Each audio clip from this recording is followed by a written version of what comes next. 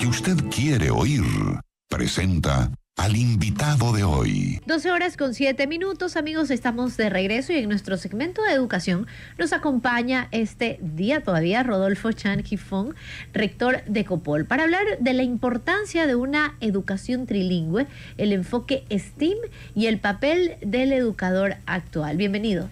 Muy buenos días, Cintia. Muchísimas gracias por esta oportunidad de dirigirme a usted y a sus radioescuchas y a los que nos ven en las redes sociales.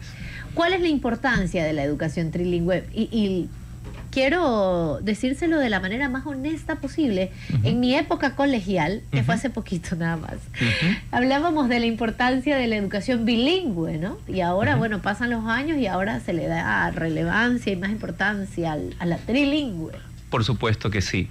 El mundo evoluciona, Cintia, y viene moldeado por los avances tecnológicos que han cambiado la forma en que nos comunicamos. Hoy las distancias prácticamente ya no existen, las distancias físicas. Así es. ¿No? Entonces, en este momento vivimos en lo que se comenzó a llamar la gran aldea global. Nos podemos comunicar a través de las redes sociales con personas de todo el mundo de manera instantánea. Entonces, en un momento como este en el que estamos viviendo, la capacidad de comunicarse con un mayor número de personas en sus idiomas nativos o en el idioma que comúnmente se establece como uso para el comercio, los negocios y el aprendizaje o el desarrollo científico, significa una ventaja para una persona. Mientras más idiomas maneje, tiene más oportunidades de comunicarse con el resto de personas del mundo. Así, por ejemplo, si usted habla inglés, español y chino mandarín, estaría comunicándose con las personas que hablan el primero, el segundo y el cuarto lenguaje más usado en el mundo.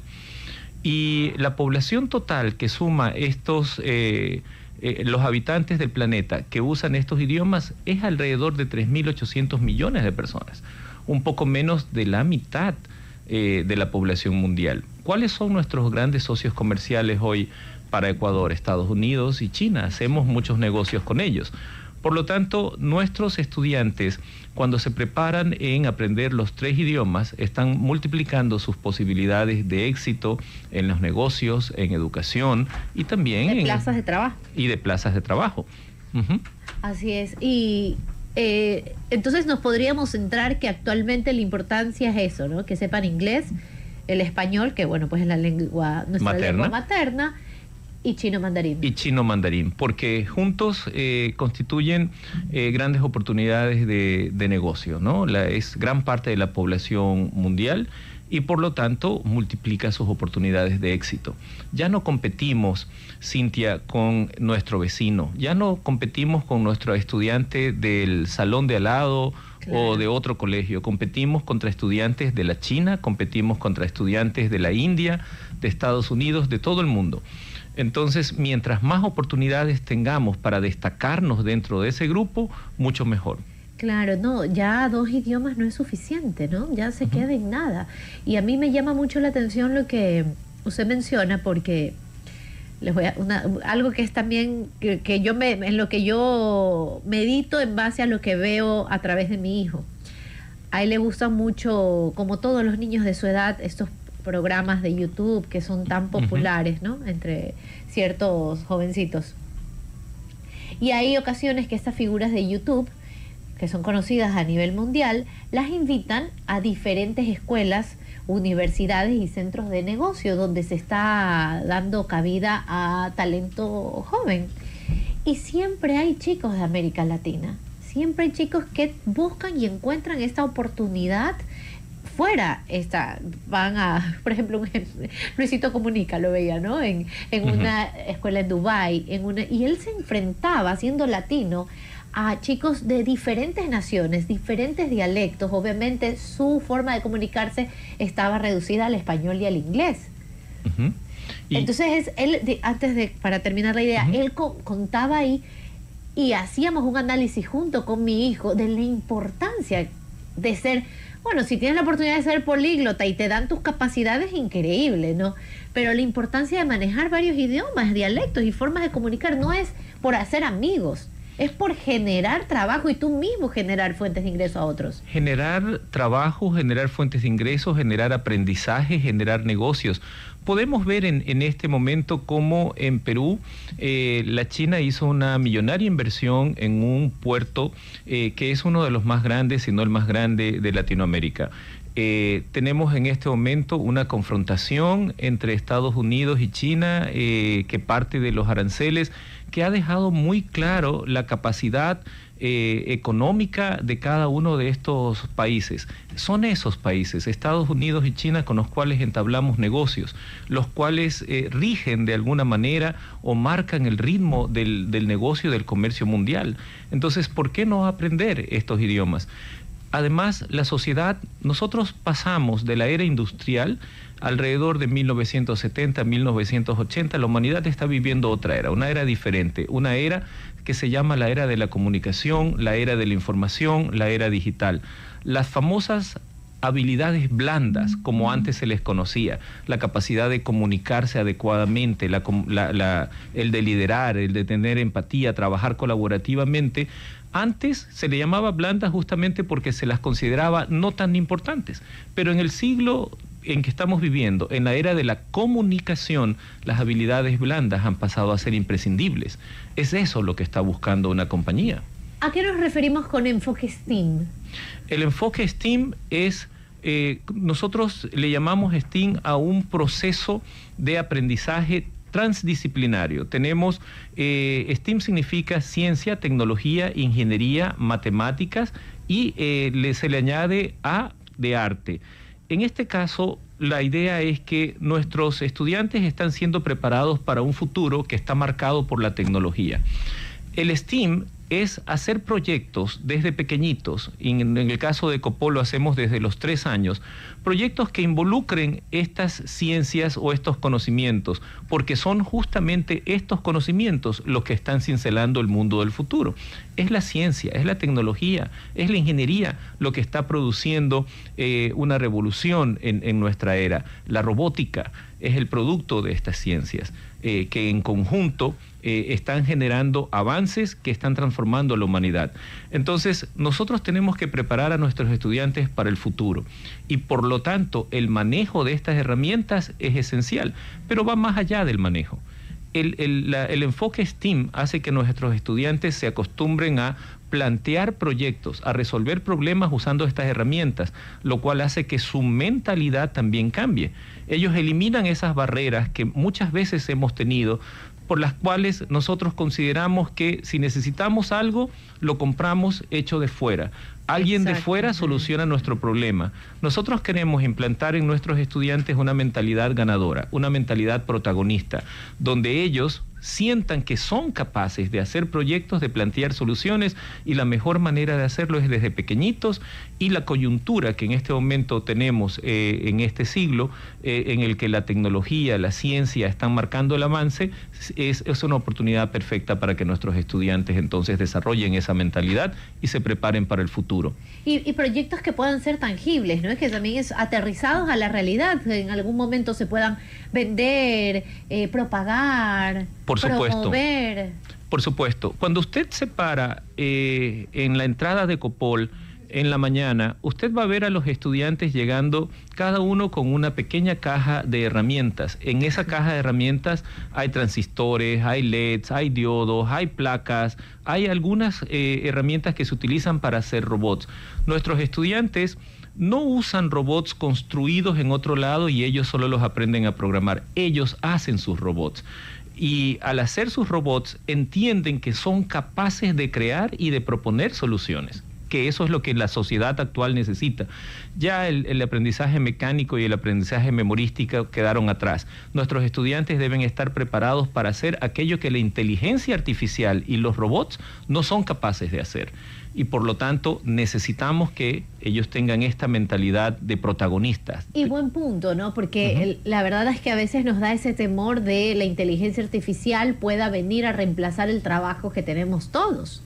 Es lo que siempre estamos pensando, porque encontramos que los asesores virtuales, asistentes virtuales, como ustedes le quieran llamar, ChatGPT, bueno, que cada vez se desarrollan uno tras otro, empiezan hasta a sentir prácticamente con sus palabras, consejos, sugerencias y todo lo que empiezan a desarrollar de manera automática. Primero que el tiempo en el que lo hacen nos gana a nosotros.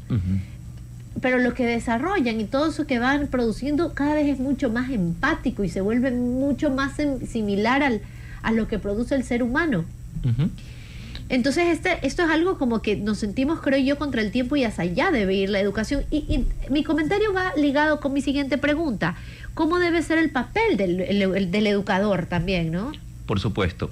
Definitivamente el mundo ha cambiado y por lo tanto la educación también debe cambiar. Si nosotros preparamos a nuestros estudiantes como a nosotros nos prepararon, quiere decir que lo estamos preparando para otra época, para la era industrial, para la era que ya terminó, para esa época donde la industria necesitaba obreros, donde los carros necesitaban un conductor. Ya no se necesita un conductor para los carros. En este momento esa tecnología se está desarrollando y ya está siendo usada en algunos otros países.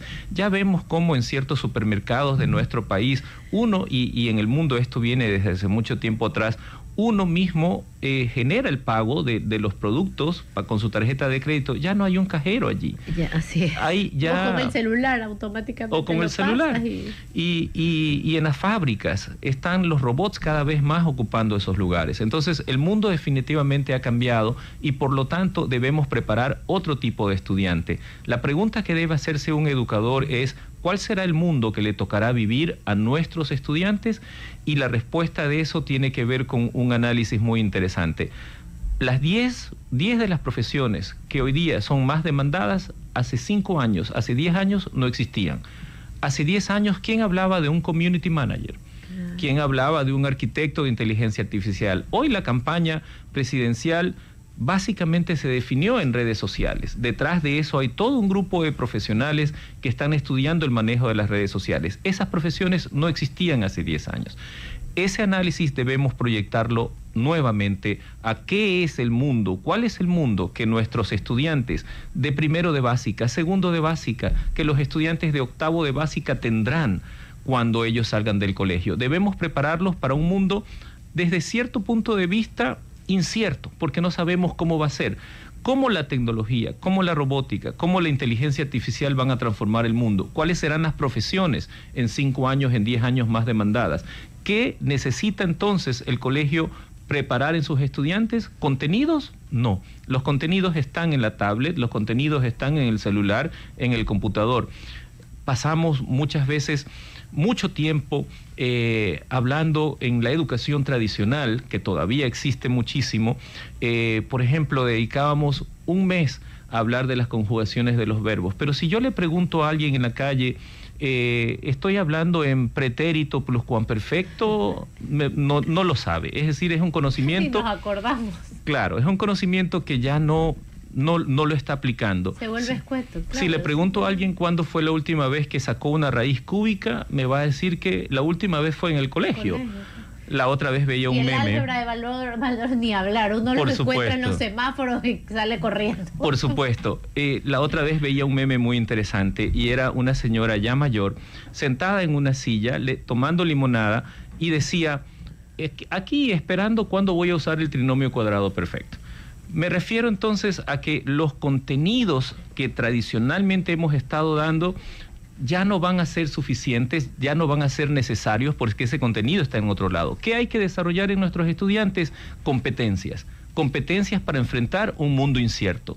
Si yo no sé cuáles son los contenidos que va él a necesitar y cuáles son las profesiones que va él a poder optar cuando termine su colegio o su universidad, entonces debo prepararlo para ese contexto.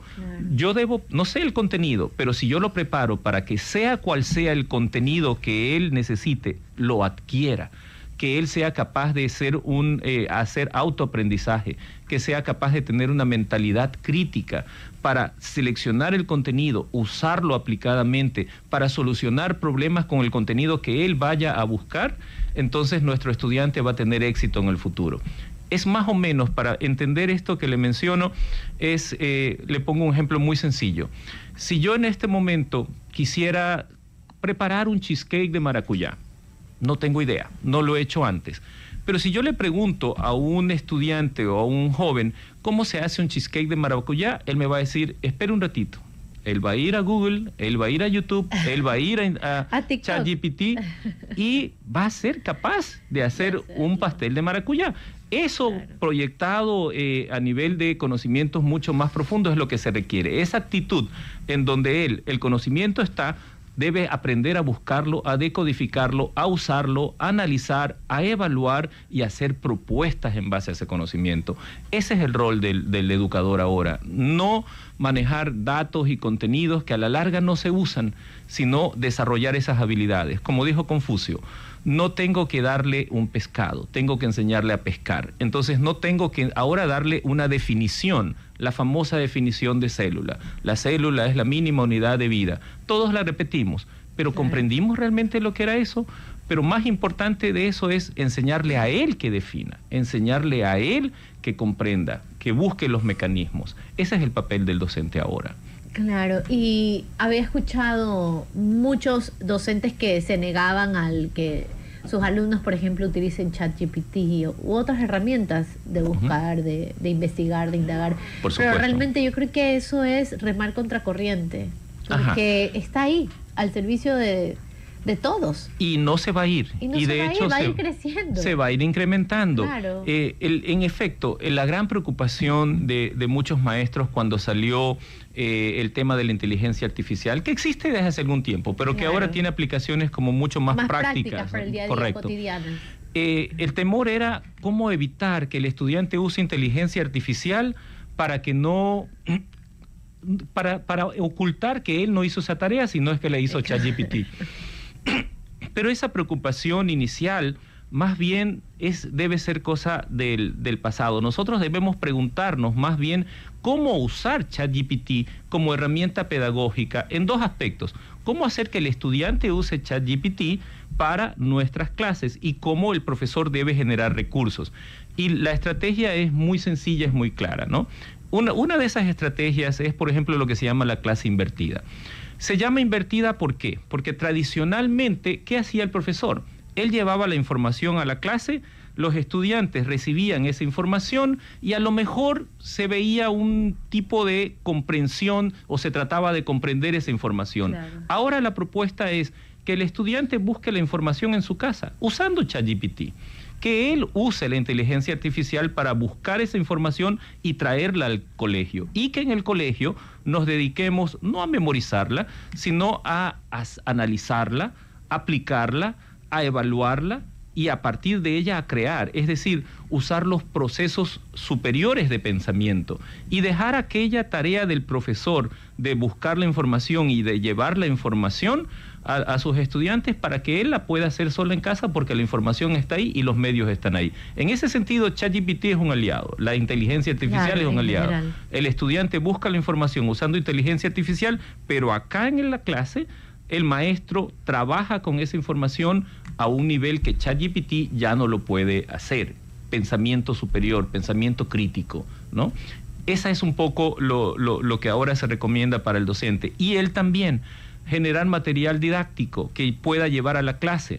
El maestro ahora, en un modelo que la educación denomina constructivista social, que es el que en este momento se necesita, el alumno es un constructor y el maestro es ese oficial de obra que lleva los ladrillos y le dice al estudiante, con esto vamos a construir. Esos ladrillos pueden ser creados a partir de inteligencia artificial, ¿no? Y es hacia donde vamos. Muchísimas gracias, Rodolfo Chang Ifon, rector de Copol, por acompañarnos este día. Creemos que esta entrevista va a ser bastante fructífera para tomar las decisiones, sobre todo en este nuevo año escolar que estamos por comenzar en el litoral. Muchísimas gracias, Cintia. Encantado de estar en su programa. Son las 2:26, hacemos una pausa y ya venimos.